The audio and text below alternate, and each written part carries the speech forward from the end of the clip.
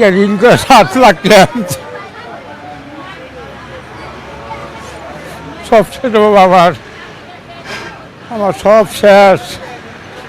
আমার এইখানে এই যে গেঞ্জি নিয়ে বাড়াইছি, কিচ্ছু নেই আমার দোকান মধ্যে 2 লাখ টাকা। কিসের দোকান ছিল আপনার? মধ্যে ওই সাবানের দোকান, অনেক মনোহারি মাল আছিল।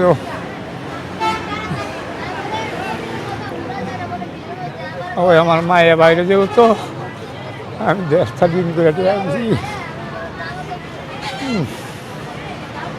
সব গেছে বাবা। আমি কিছু করবো না, আর আমার কিছু করার মতো শক্তি নাই।